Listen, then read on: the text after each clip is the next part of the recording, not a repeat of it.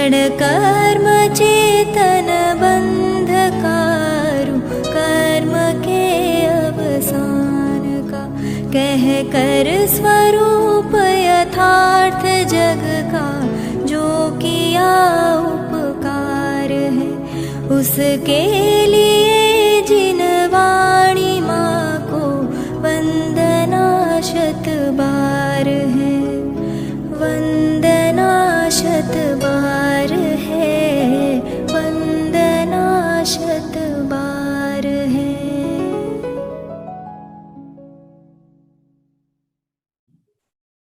यद्वाग ज्योति सप्त तत्व प्रकाशी,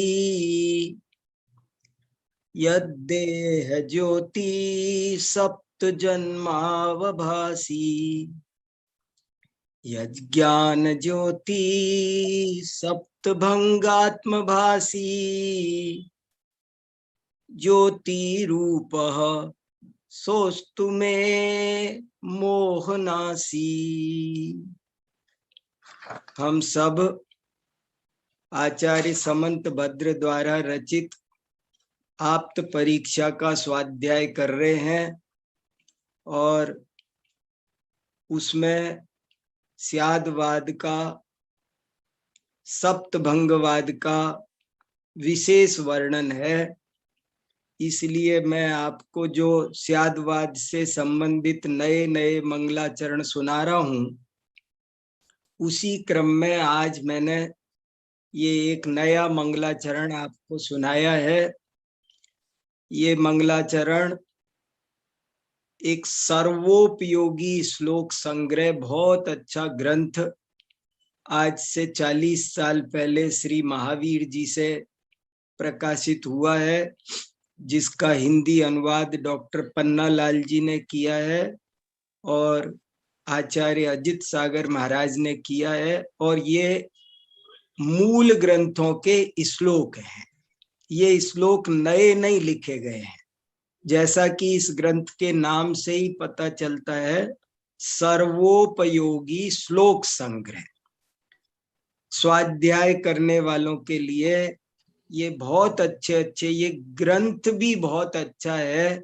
जो लोग ग्रंथ श्लोक याद करना चाहते हों, अच्छे सेलेक्टेड श्लोक ढूंढना चाहते हों, उनके लिए ये ग्रंथ एक वरदान के समान है। ऐसा जानकर मैंने आज उसमें से ये मंगलाचरण किया है।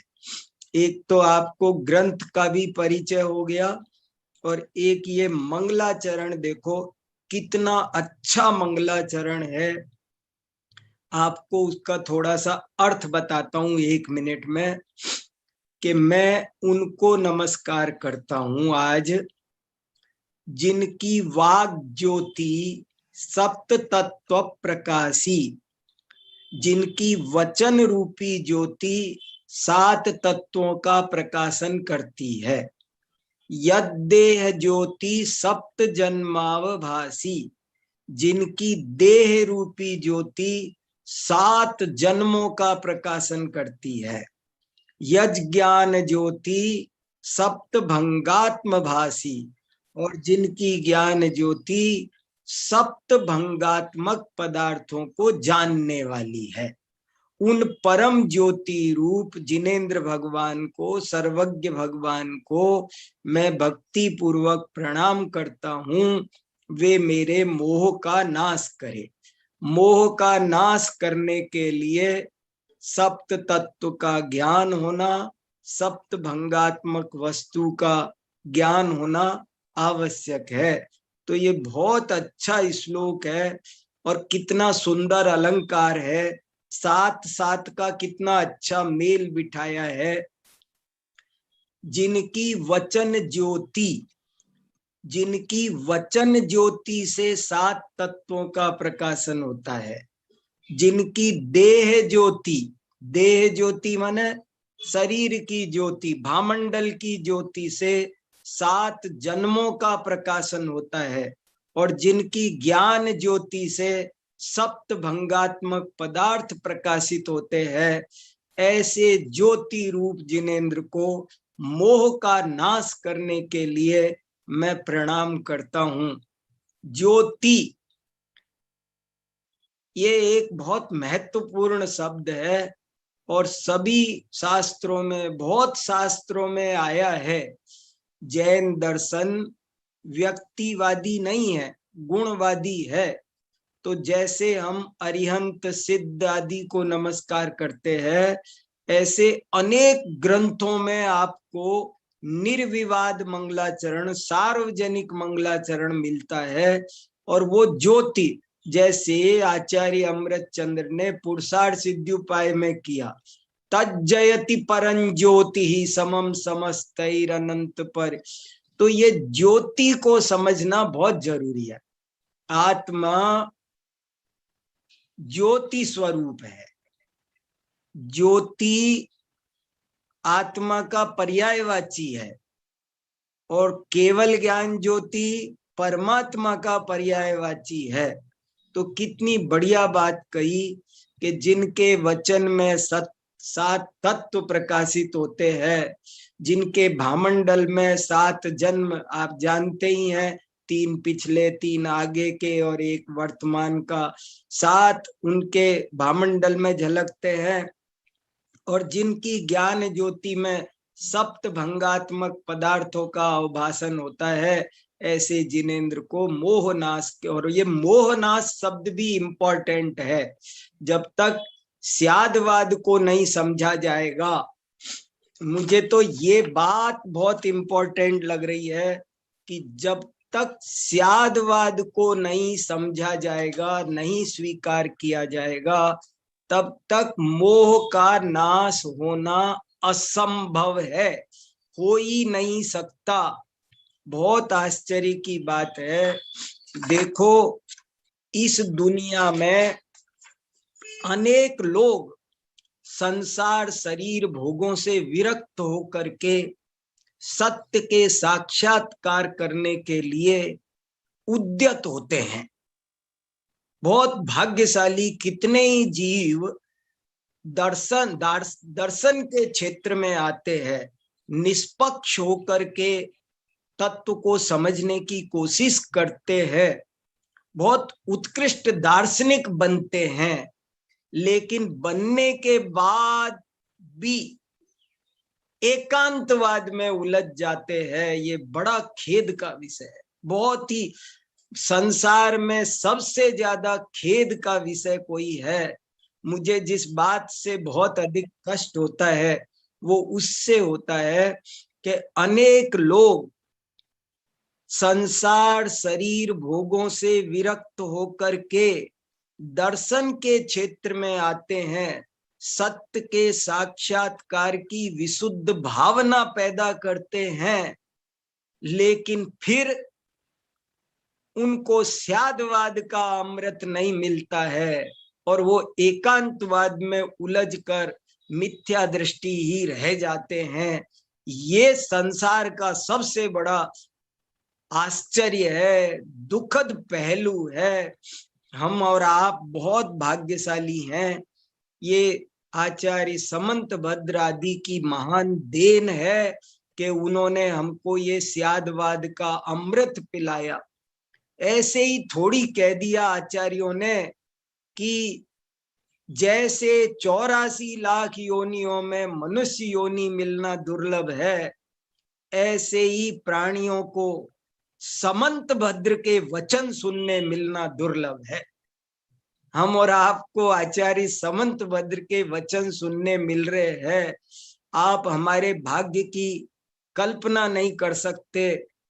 करोड़ों रुपए मिल जाना, ऊंचे ऊंचे पद मिल जाना आसान है, पर आचार्य समंत भद्र का ये स्यादवाद अमृत ये मिलना दुर्लभ है। हमको ये मिला। क्या उन्होंने कमाल किया है। उन्होंने इतनी अच्छी अच्छी बातें की है कि भैया स्यादवाद को माने बिना कुछ भी सिद्ध नहीं होता है। स्यादवाद को माने बिना कुछ भी सिद्ध नहीं होता है। कुछ भी, तुम क्या कहना चाहते हो वो तुम अपनी बात सिद्ध नहीं कर सकते। मैं तो बहुत आश्चर्यचकित होता हूं कि वो कहते हैं तुम कहना चाहते हो वो भी सिद्ध नहीं हो सकता। और ऐसे ऐसे लोगों को कहा जैसे एक शून्यवादी है, वो कहता है सब कुछ शून्य है। तो आचार्य समंतभद्र ने उससे कहा कि भैया शून्य है या नहीं ये बताओ।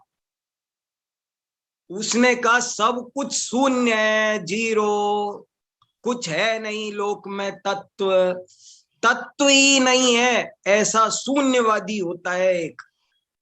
और समंत भद्राचार्य क्या करुणा से, क्या तर्क से, कितनी विचक्षण विलक्षण प्रतिभा से स्यादवाद का अमृत पान कराते हुए उसको कहते हैं कि भैया ये बताओ शून्य है या नहीं। शून्य है ना, शून्य तो है ना। तो शून्य है तो सर्वथा शून्य कहां बचा, अशून्य हो गया ना। अरे नहीं है। अभाव, अभाव है कि नहीं, अभाव है कि नहीं। सब कुछ माया, मायावादी है एक। मायावादी से कहा माया है कि नहीं है, तो कुछ नहीं है कैसे कहते हो भैया। अस्ति और नास्ति अविनाभावी है। ये कमाल का आविष्कार समंत भद्र महाराज ने किया। इस चीज को हमको आपको बहुत शांति से समझना है। एक और मत होता है तत्वोपप्लववादी, तत्वोपप्लववादी, उपप्लववादी, उच्छेदवादी भी कहते हैं इसको। क्या? उच्छेदवादी।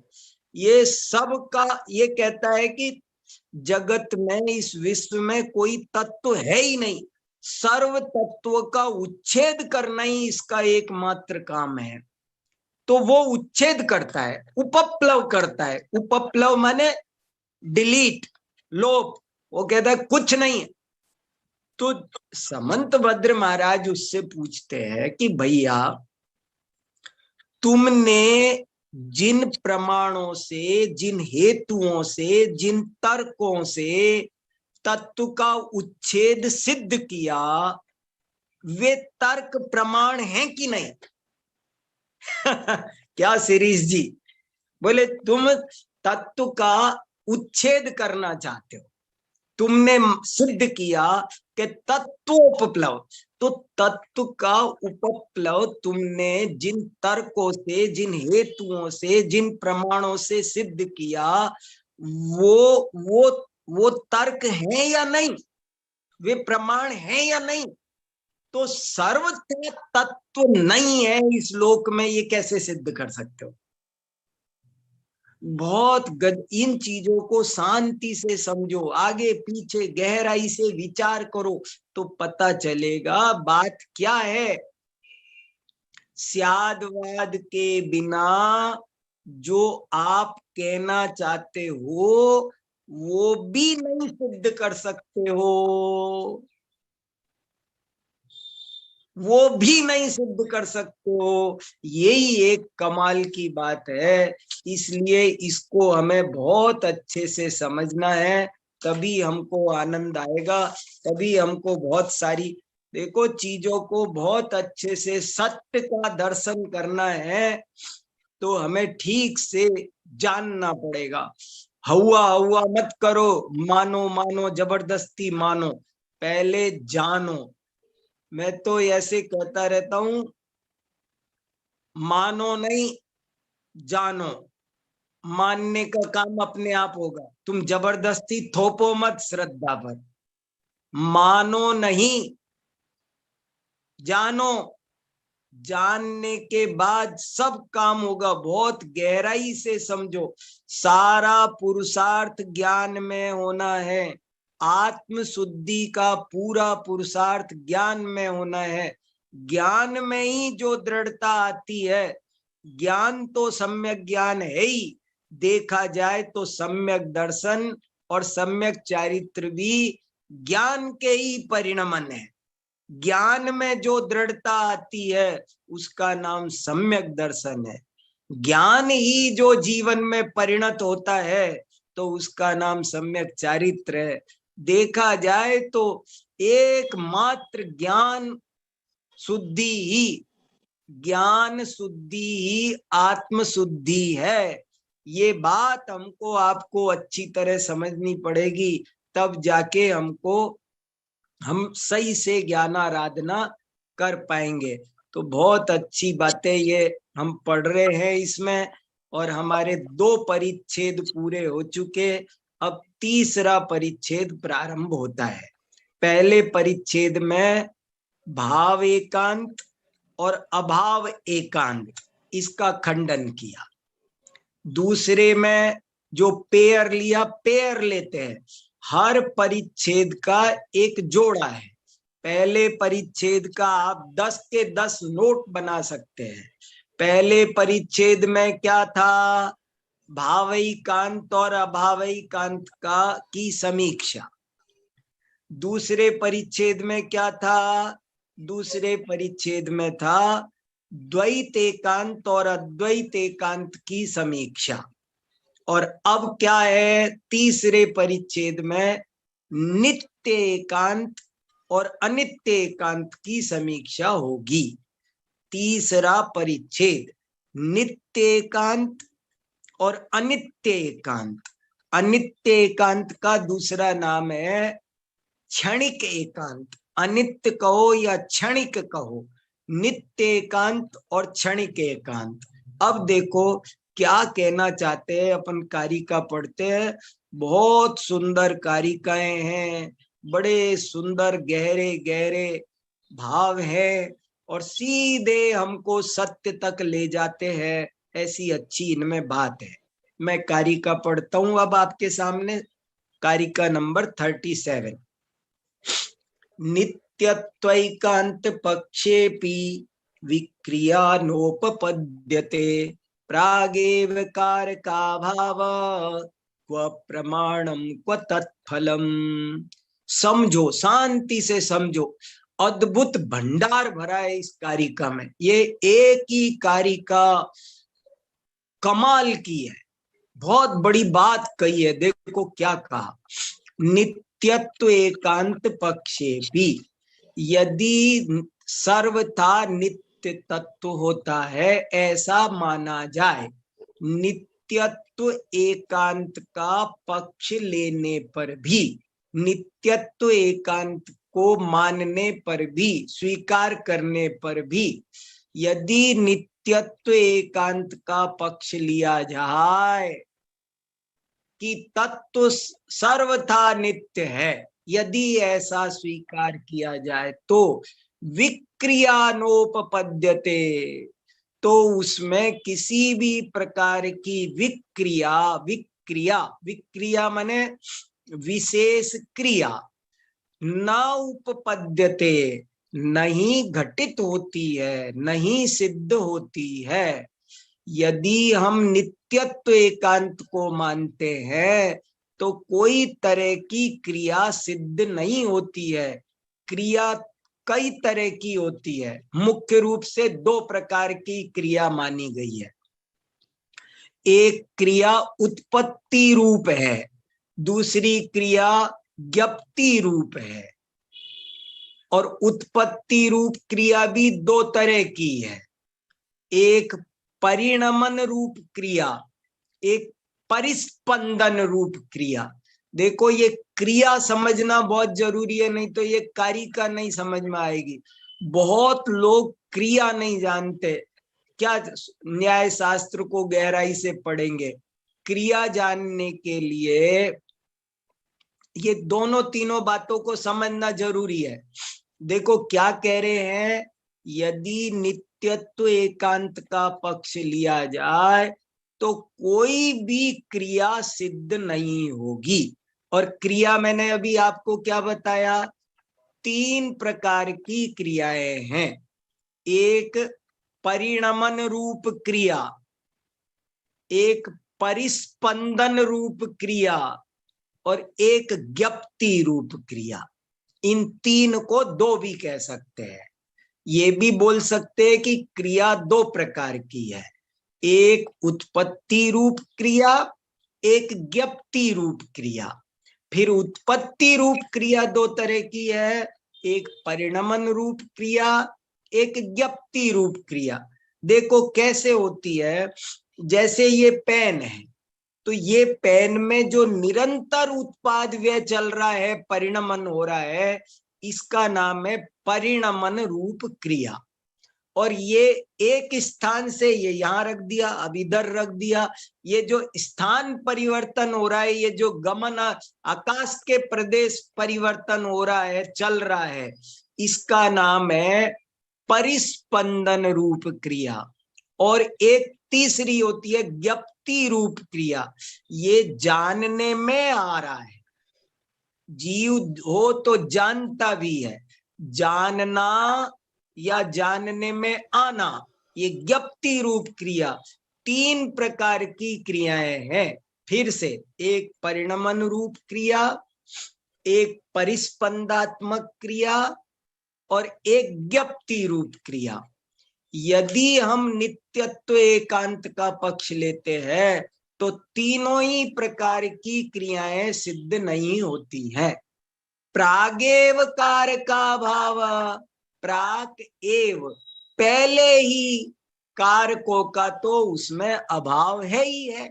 जब आपने नित्यत्व एकांत का पक्ष ले लिया तो वस्तु नित्य सिद्ध होती है, कूटस्थ सिद्ध होती है, उसमें कोई परिणमन नहीं घटित होता है। जब परिणमन ही नहीं है तो कारक कहाँ होंगे, कर्ता क्यों, कर्म क्यों, करण क्यों, संप्रदान क्यों, वो सब कुछ घटित नहीं होता है। प्रागेव कारका भाव, क्व प्रमाणम क्व तत्फलम, कारक का भाव हो गया तो फिर प्रमिति रूप क्रिया भी, ज्ञप्ति रूप क्रिया भी नहीं बनती है, न प्रमाण बनेगा, न प्रमाण का फल बनेगा, कुछ भी सिद्ध नहीं होगा। अब कैसे सिद्ध नहीं होगा, वो आपको हमको थोड़ा सा शांति से विचार करना है। देखो, वैसे तो ये बात एक सांख्य दर्शन की अपेक्षा कही जा रही है, क्योंकि सांख्य दर्शन नित्यवादी दर्शन है। सांख्य दर्शन कहता है कि सब कुछ नित्य है, सांख्य के यहाँ सब कुछ नित्य है। द्रव्य तो नित्य है ही, लेकिन पर्याय को भी वो नित्य मानता है। सांख्य दर्शन में पर्याय को भी नित्य माना है। वो क्या कहते हैं कि जैसे सोना तो नित्य है ही, लेकिन जो अंगूठी है वो भी नित्य है। मिट्टी तो नित्य है ही, लेकिन जो घट है वो घट भी नित्य है। तो फिर क्या होता है, उनसे पूछा जाए कि ये घट आया, ये क्या हुआ, तो कहते हैं घट उत्पन्न नहीं होता है। देखो ध्यान से सुनना, बड़ी अच्छी, बहुत गहरी, भैया तोता मैना का किस्सा नहीं है, बड़ी अच्छी अच्छी गहरी दार्शनिक बातें हैं, बड़े परम कल्याण की। देखो क्या कहते हैं, वो क्या कहते हैं, जरा 2 मिनट सुनो। वो कहते हैं कि द्रव्य तो नित्य है ही, पर्याय भी नित्य है। मिट्टी तो नित्य है ही, घट भी नित्य है। समझ लो, मैं सांख्य दर्शन पढ़ रहा हूं, तो मैंने पूछा उनसे कि भाई फिर ये घट दिखाई कैसे दिया, उत्पन्न हुआ, ये घट कैसे उत्पन्न हुआ। तो वो कहते हैं ये उत्पन्न नहीं हुआ है, ये तो आपको केवल दिखाई दिया है। घट पहले से था, आपको केवल अभी दिखाई दिया है। घट मिट्टी में पहले से विद्यमान था, आपको केवल दिखाई दिया है। और कैसे दिखाई दिया है, बोले जैसे एक अंधेरे कमरे में आप लाइट जला देते हो तो चीजें उत्पन्न नहीं होती है, बस खाली दिख जाती है। और जब लाइट बंद कर देते हो तो क्या होता है, चीजें नष्ट नहीं होती है, बस दिखना बंद हो जाती है। ऐसे ही सभी पर्याय भी नित्य ही हैं, वे उत्पन्न नहीं होती है, वे नष्ट नहीं होती है, वे सदा काल मौजूद रहती है। केवल उनका आविर्भाव तिरोभाव होता है। ये उनका शब्द है कि वो, हाँ बिल्कुल, तो वही तो उनके, वो प्रकृति को सर्वथा नित्य नहीं मानता, फिर अनित्य मानता है, और अनित्य मानता है तो कैसे सेट हो रहा है? सब नित्य है कहते हुए भी, उसका विकार मानते हुए भी अभी चर्चा कर रहे हैं।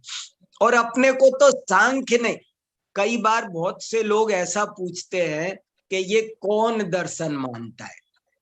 हमें कौन दर्शन से क्या, आप चेक करोगे तो हम में ही ऐसे लोग मिलेंगे जो ये मानते हैं पर्याय भी सदा काल द्रव्य में रहती है, सदा काल द्रव्य में रहती है पर्याय।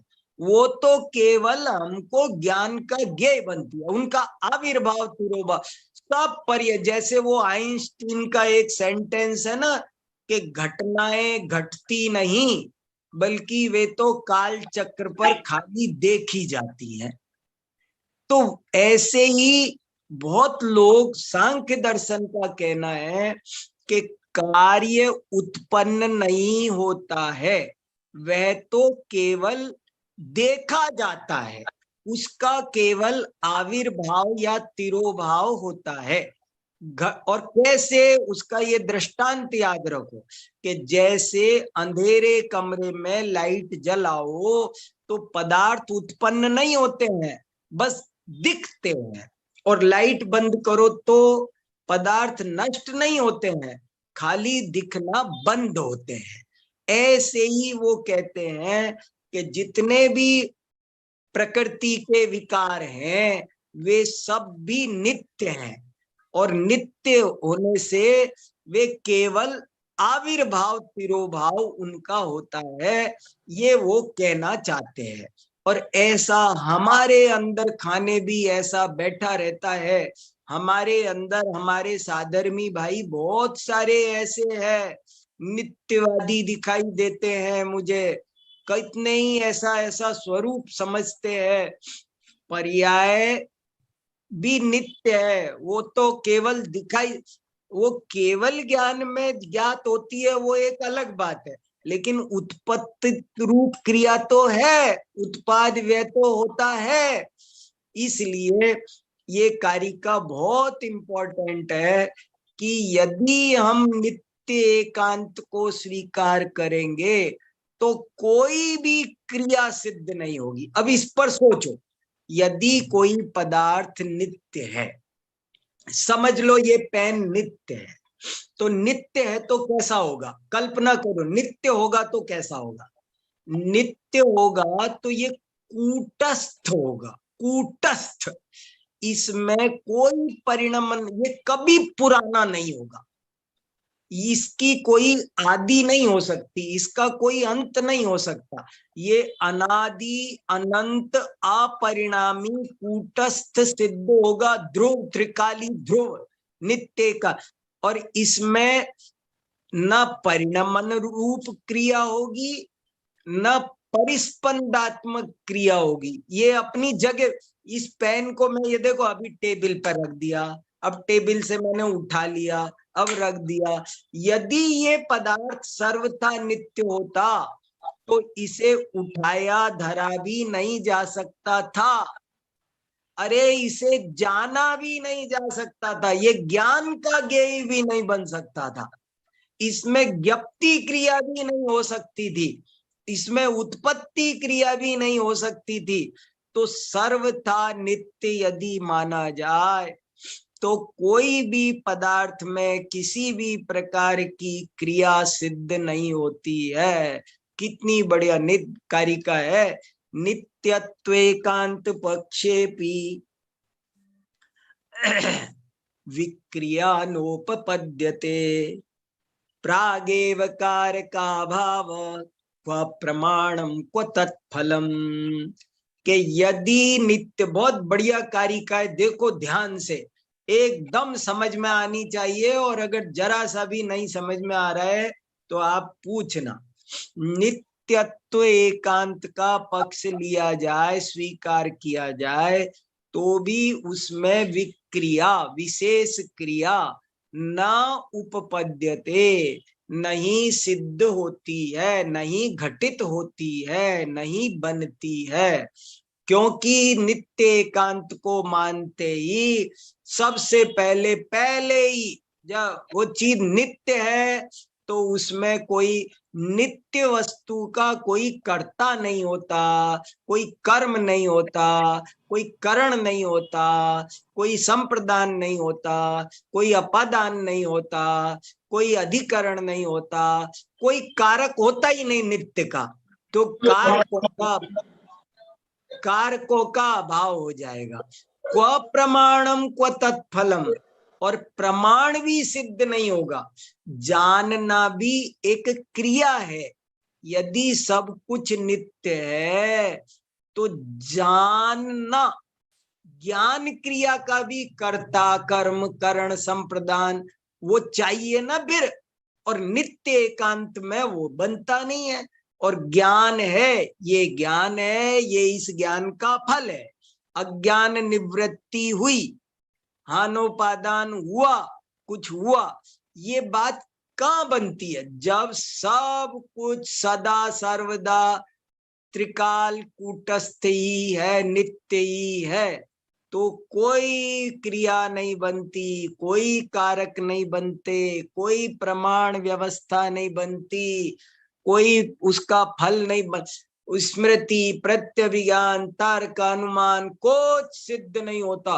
कैसा जबरदस्त बात, कितना बड़ा भयंकर दोष पैदा होता है नित्यत्व एकांत को स्वीकार करने पर।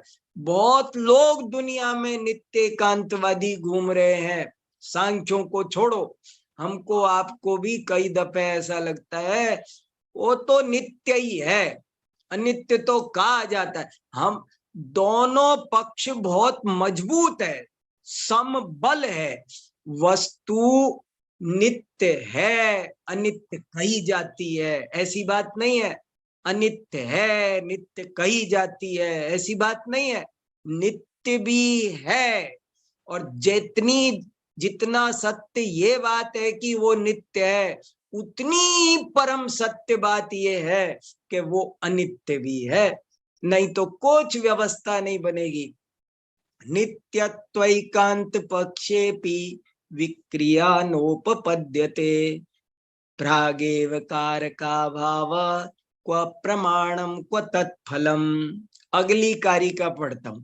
प्रमाण कारकैर्व्यक्तम व्यक्तम चेदिन्द्रियार्थवत्, ते च नित्ये विकार्यम किम साधोस्ते शासनात् बहि। तो प्रमाण कारकैर्व्यक्तम, वो कहते हैं कि कार्य, घट आदि कार्य वो वस्तु में नित्य है, पहले से मौजूद है। वो तो केवल प्रमाण और कारकों के द्वारा व्यक्त होते हैं, व्यक्त होते हैं, अभिव्यक्त होते हैं, उनका आविर्भाव होता है। का घट आदि कार्य होते नहीं है, बल्कि प्रमाण और कारकों के द्वारा वे कारक व्यवस्था भी मान रहे हैं, प्रमाण व्यवस्था भी मान रहे हैं, व्यक्त होना भी मान रहे हैं। तो व्यक्त होते हैं, व्यक्त होना तो मानते हो ना? तो व्यक्त होना माना, ये व्यक्तता तो अनित्य हो गई ना। गजब की बात है। बोले वो व्यक्त होता है तो व्यक्त होना तो अनित्य हो गया ना। व्यक्त में तो कर्ता कर्म घटित होंगे ना।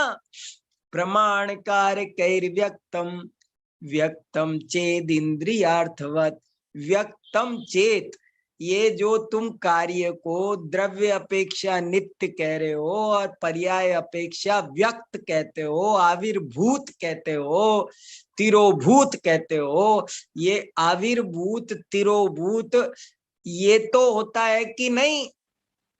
ये तो अनित्य है कि नहीं?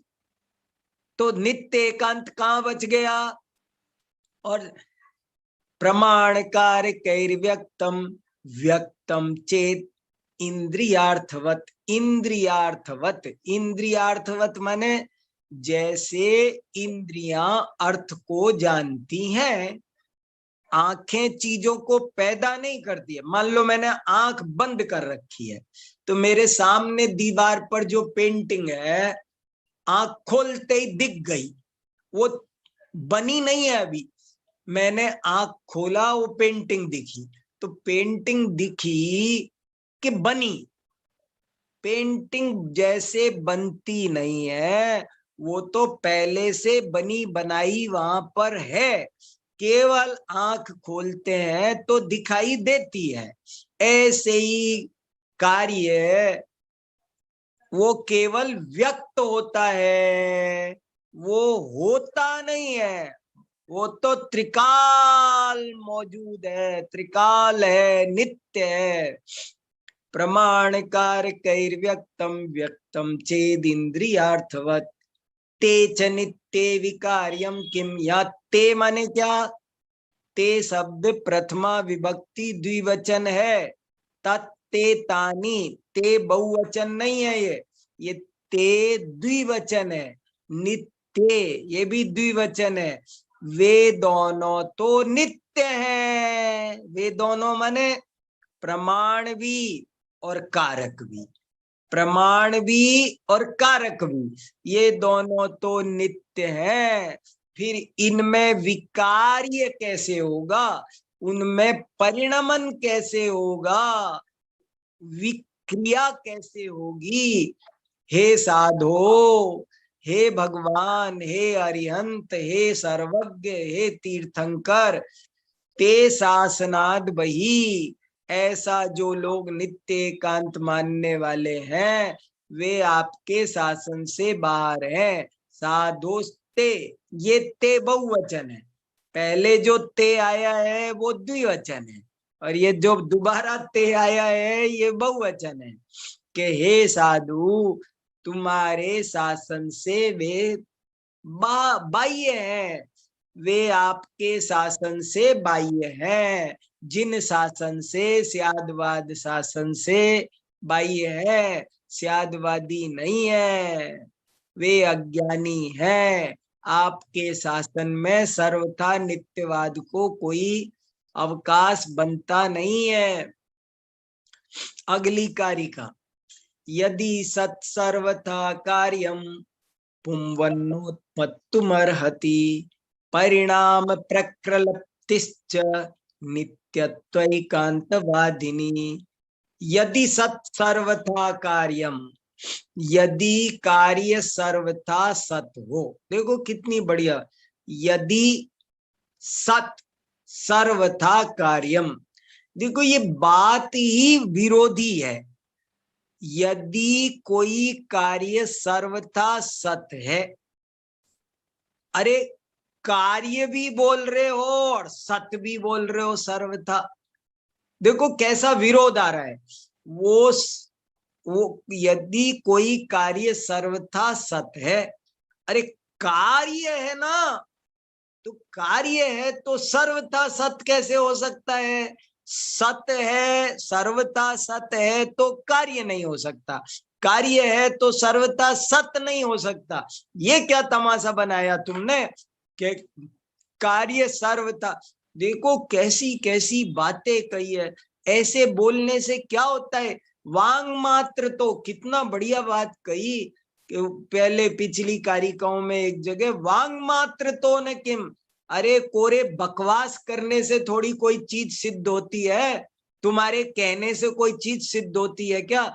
तुमने कह दिया शून्य है, तो शून्य है तो जिन प्रमाणों से सिद्ध किया वे हैं कि नहीं? यदि नहीं है तो शून्यवाद नहीं सिद्ध होता, और यदि है तो शून्यवाद सिद्ध नहीं होता। शून्यवाद कैसे भी सिद्ध नहीं होता, उच्छेदवाद कैसे भी सिद्ध नहीं होता। ऐसे ही यहाँ एकांतवाद कैसे भी सिद्ध नहीं होता। यदि कार्य है तो सर्वथा सत नहीं हो सकता, और यदि सर्वथा सत है तो वो कार्य नहीं हो सकता। यदि सत सर्वथा कार्यम पुंवत नोत्पत्तुमर्हति। पुंवत, पुम माने पुरुष। सांख्य दर्शन में मूल तत्व दो माने हैं, पुरुष और प्रकृति। पुरुष त्रिकाली, कूटस्थ, नित्य, ज्ञाता, दृष्टा, मात्र, ऐसा माना है। और प्रकृति वो परिणमन रूप है, जड़ रूप है, वही सब कार्यों की करता है। 25 तत्व होते हैं, मगर उन सब की इंद्रियां, मन, अहंकार, नाना तरह, उन सब का कर्ता प्रकृति है, पुरुष नहीं है। पुरुष का ना उत्पत्ति होती है ना नाश होती है, उसका कुछ आविर्भाव तिरोभाव जैसे नहीं होता है कुछ भी। ऐसे वो कह रहे यदि कार्य सर्वथा सत हो तो फिर वो भी पुरुष के समान हो, पुंवत, पुरुष के समान हो। नोत्पत्तुम अर्हति, उसकी किसी भी रूप में उत्पत्ति नहीं होनी चाहिए। परिणमन रूप में भी, ज्ञप्ति रूप में भी, उसमें कोई क्रिया घटित नहीं हो सकती है। उत्पत्तुम अर्हति, नहीं, उत्पत्ति नहीं हो सकती है। परिणाम प्रकृतिश्च, और यदि परिणाम की परिकल्पना की जाए, वे कहते सब प्रकृति का विकार है। 25 तत्वों में एक पुरुष तत्व को छोड़कर 24 तो प्रकृति के विकार हैं, प्रकृति के विकार हैं, प्रकृति के परिणाम हैं। तो बोले यदि उनमें परिणाम की परिकल्पना आप करते हो भैया, तो वो नित्यत्व एकांतवादिनी। यदि आप परिणाम की परिकल्पना करते हो तो वो नित्यत्व एकांत का बाधक है, उसमें नित्यत्व एकांत नहीं बनता। यदि कार्य सर्वथा सत है, पहली बात तो कैसी गजब की बात है कि कार्य कार्य कार्य नाम ही उसका है, जो उसका कोई करता है, कर्म है, करण है, संप्रदान है, वही तो कार्य होता है। वो सर्वथा सत नहीं हो सकता। यदि कार्य सर्वथा सत है तो पुरुष की तरह, पुरुष माने उनके यहाँ का त्रिकाली ध्रुव भगवान आत्मा जैसा, एकदम केवल वो ज्ञाता दृष्टा है, कुछ करता नहीं है, वो उसके समान कार्य भी होना चाहिए, पर्याय भी वैसी ही होनी चाहिए यदि सर्वथा नित्य हो तो। और यदि परिणाम की परिकल्पना तुम करते हो, परिणाम का कथन करते हो, परिणाम मानते हो, परिणाम कहते हो, तो तुम्हारी ये बात नित्यत्व एकांत में बाधक है, तुम वैसे नित्य नहीं बचोगे। मुझे तो ये बात बहुत बड़ी लग रही है कि आचार्य समंत भद्र कह रहे हैं कि आप जो कहना चाहते हो, जो कहना चाहते हो, जो कहना चाहते हो, वो भी बिना स्यादवाद के कह ही नहीं सकते। तुम्हें नित्यवादी बनना है, नित्य कहना है, तो बिना अनित्य के नित्यता बनती नहीं है। अनित्यवादी हो तो अनित्यता भी नित्य है कि नहीं।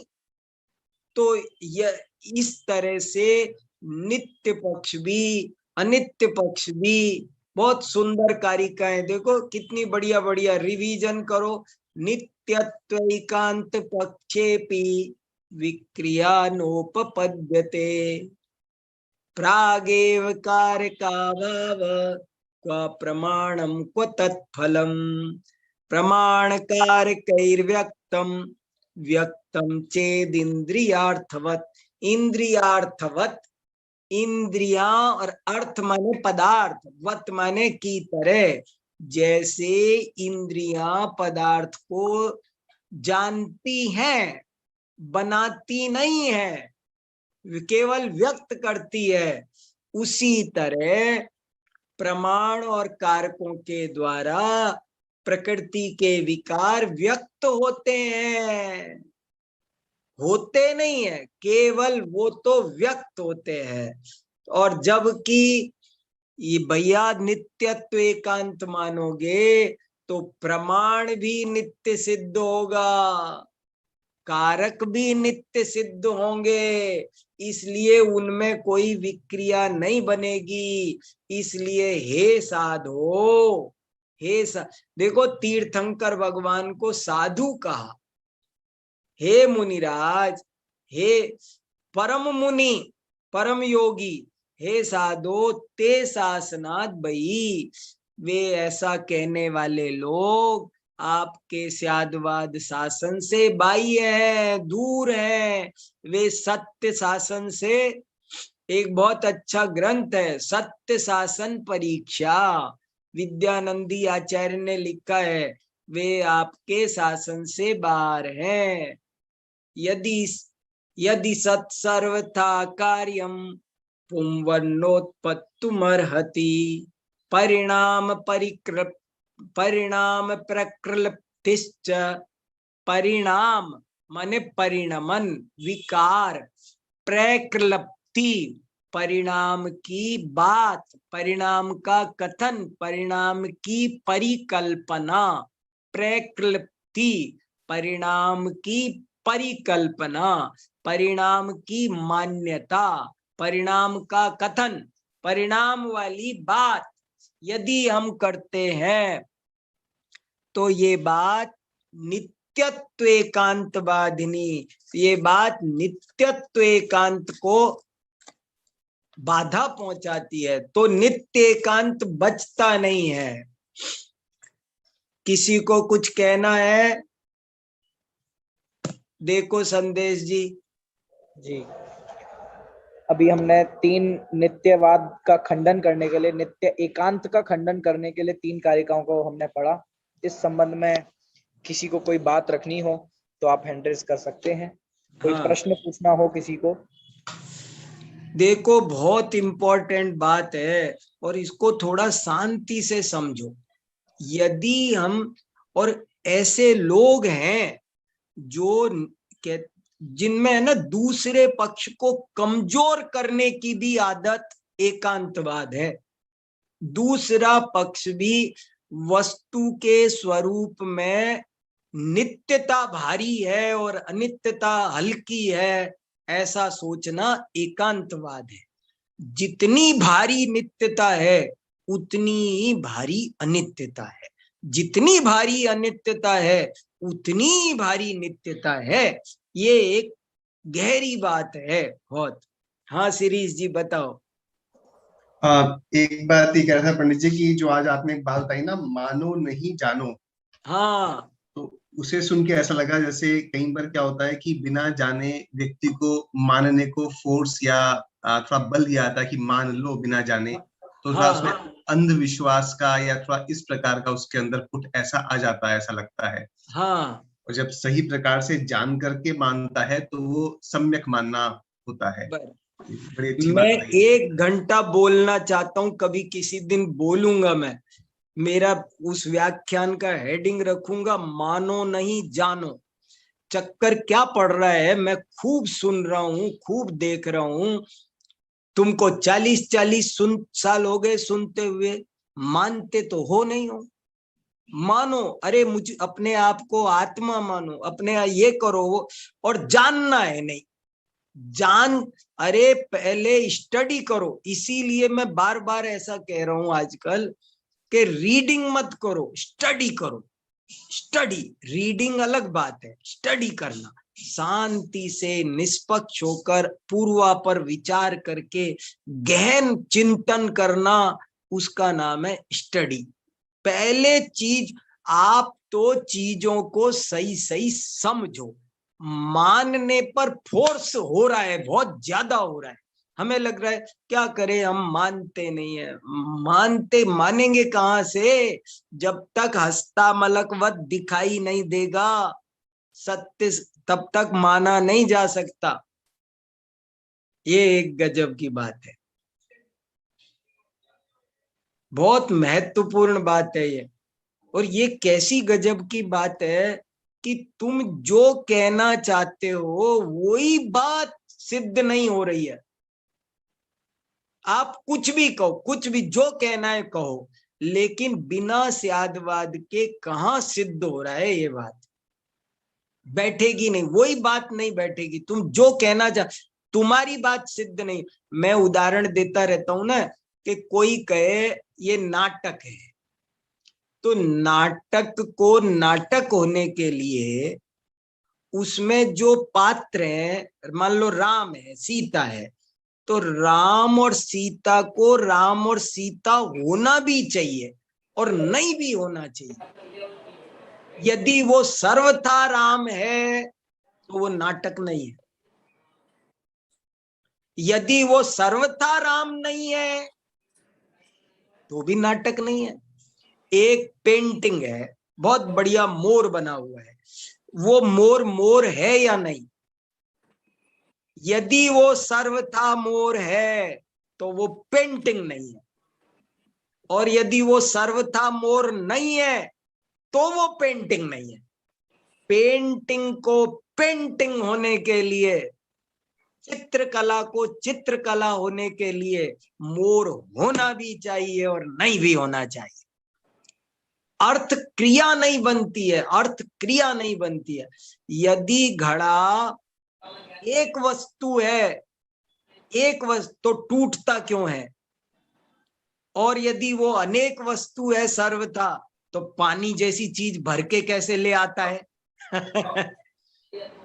हाँ दीपाली जी बताओ।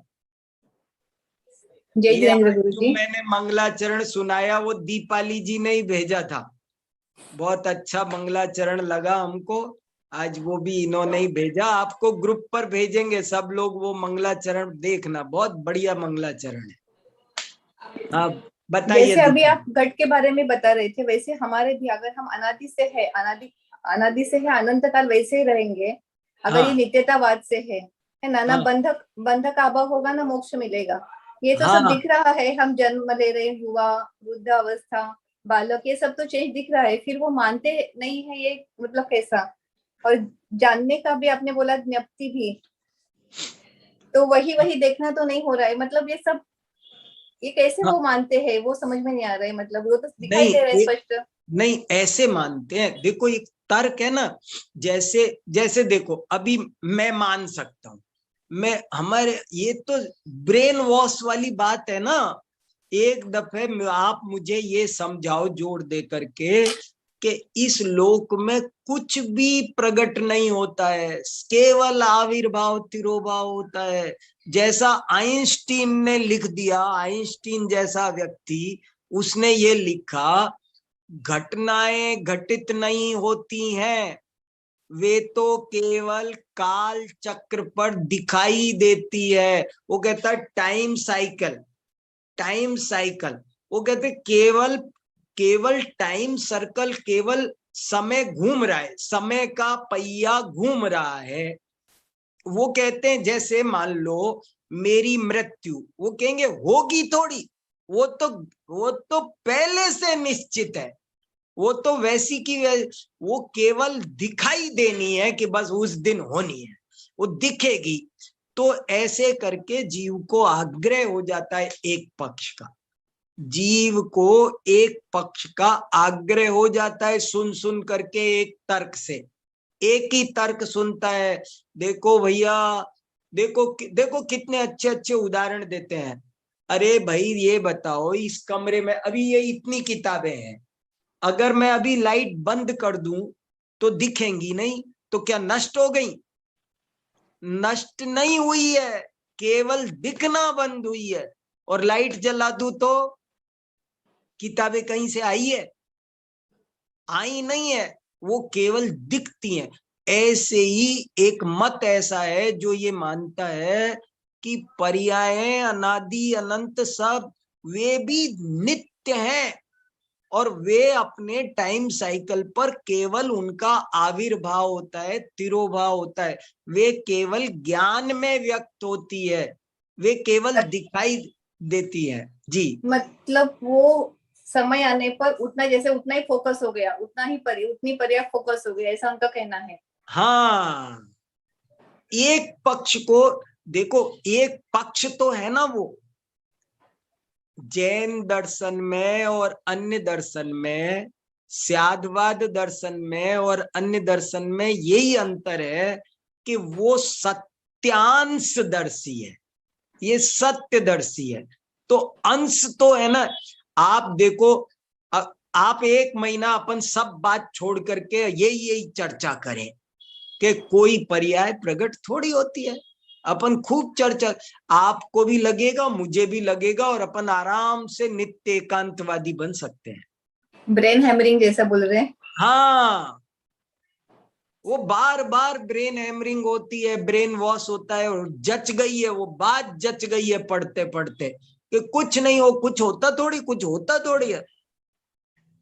बहुत इतनी सुंदर है बात है, मैं क्या बताऊं। मैंने शुरू में कहा ना, मुझे सबसे ज्यादा आश्चर्य की बात, दुख की बात क्या लगती है कि इस संसार में से कितने ही जीव संसार शरीर भोगों से विरक्त होकर सत्य का दर्शन करने के लिए, सत्य का साक्षात्कार करने के लिए टूट के पड़ते हैं, लेकिन फिर एक पक्ष को ही सर्वथा मान करके फिर उलझ जाते हैं। वो सत्य का एक अंश है, ये नहीं जान पाते हैं। वे जो मान रहे हैं, इतना दिमाग नहीं लगा पाते हैं ना।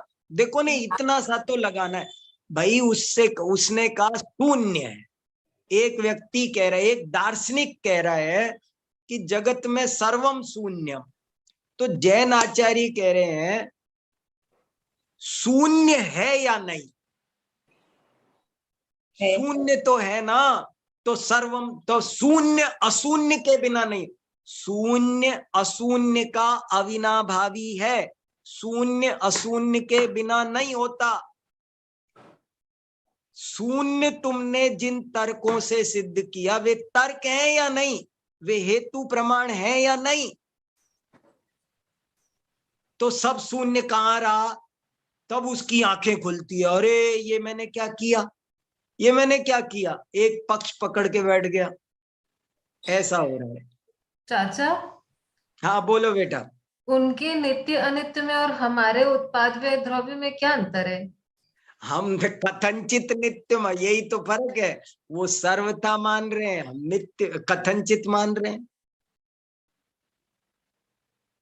बताओ, आप बताओ, सोचो। बहुत बढ़िया बात है, बहुत अच्छी बात है। सोचना है, सबको सोचना है, सबको सोचना है। प्रज्ञा पूछ रही है, लेकिन सोचना सबको है। बहुत इंपॉर्टेंट बात है। उनके में हमारे में फर्क क्या है? एवकार लगाया है।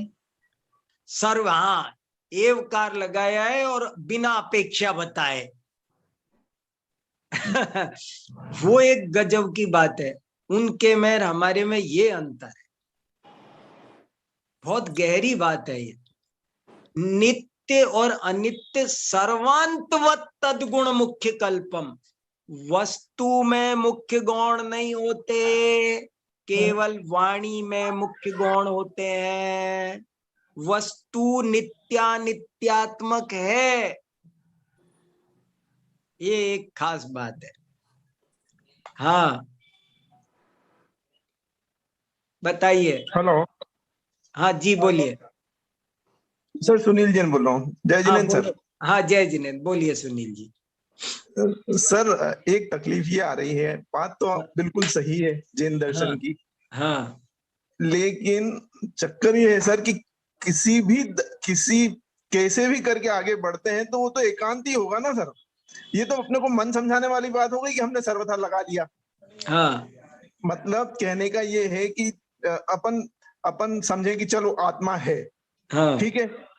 अब ये अपन ने एक कदम आगे बढ़ाया कि जैन हाँ दर्शन के अनुसार आत्मा नित्य अनित्य है। हाँ लेकिन वो संशय तो है ही ना सर कि हम एकांत मान रहे हैं, नित्य अनित्य मान रहे हैं। आप कह रहे हो कि हाँ हाँ, इसमें क्या संशय हुआ? द्रव्य अपेक्षा नित्य है, पर्याय अपेक्षा अनित्य है। अच्छा, चलो ये भी बात मान ली कि द्रव्य अपेक्षा वो पूरी बात है। हाँ, यही तो अभी लेकिन था, एव लगाया पर बिना अपेक्षा बताए लगाया। फिर भी तो फिर ये क्या सम्यक दर्शन है? हाँ, ये सब द्रव्य अपेक्षा नित्य है, पर्याय अपेक्षा अनित्य है, ये इसका नाम सम्यक दर्शन है। अच्छा। हाँ सर, ऐसा लगता है कि सम्यक दर्शन इतना इजी है तो फिर क्यों नहीं होता? अरे देखो ना, यही है, एक तरफ पलड़ा झुकाओगे, एक अंश को सर्वथा मानोगे तो नहीं होगा। कहाँ माना हमने? मान तो लिया सर कि द्रव्य अपेक्षा से नित्य है। अभी देखा देखी मेरे कहने से, किसी के कहने से एक बार चीज को देख लो अच्छे से और सोच लो थोड़ा सा। अच्छा अभी अच्छा। अभी कचास है, समझ नहीं पा रहे हो। अभी अपन ने जैन दर्शन में सुनते आ रहे हो, सुन रहे हो हाँ उसको। हाँ हाँ, अब यही प्रॉब्लम है। अभी ये हैमरिंग हो रही है। अभी हाँ आपने थोड़ी देर पहले कहा। अभी उसको जानना जरूरी है, जानेंगे तब बात बनेगी। कैसे कैसे कैसे कैसे जानेंगे? मतलब क्या? ऐसे करो, मेहनत करो, परीक्षा करो, तर्क लगाओ, देखो सब अच्छा, युक्ति से। हाँ, युक्ति से देखो इसको। अच्छा अच्छा, ठीक है हाँ, सर, ठीक है, युक्ति। ठीक बात। बहुत अच्छा, बहुत बढ़िया। देखो भैया संदेश जी, हो गया समय अपना जी। हाँ, एक वर्धमान जैन कुछ बोल रहे हैं। हाँ, देख लो क्या कह रहे हैं, सुन लो। हाँ बोलिए। जय जिनेन्द्र सर। हाँ बोलिए। हाँ, मैं कह रहा था भले किसी की अपेक्षा से अपन नित्य अनित्य कहें, पर वास्तव में तो आत्मा नित्य ही है, रियल में देखें तो। हो गया ना काम। यही तो मैं कह रहा हूँ, यही तो मैं कहना चाह रहा हूं कि हम में से हम ही लोग ऐसे हैं कि हाँ, आत्मा तो वैसे तो नित्य है, नहीं है वर्धमान जी, ये बात ही गलत है कि वैसे तो नित्य ही है। यही गलती हमसे हो रही है, वैसे तो नित्य ही है, यही बात गड़बड़, यही एकांत हो रहा है। नित्यानित्य है। अच्छा, नित्य भी है, अनित्य भी है। यही खास बात है। बहुत अच्छा है, थोड़ा चिंतन करो, और कुछ होगा तो कल चर्चा करेंगे।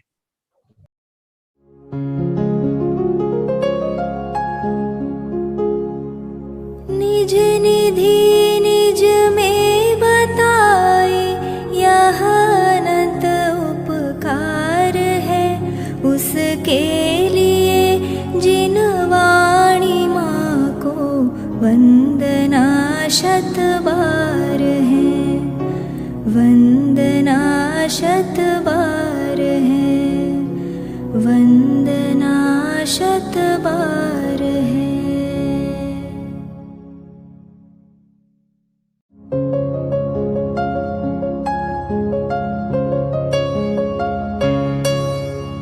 हे जिन वाणी भारती, तो ही जपो दिन रैन, जो तेरी शरणा गहे सो पावे सुख चैन। जा वाणी के ज्ञान दे सूझे लोकालोक, सो वाणी मस्तक नवो सदा देत हो ढोक, सदा देत हो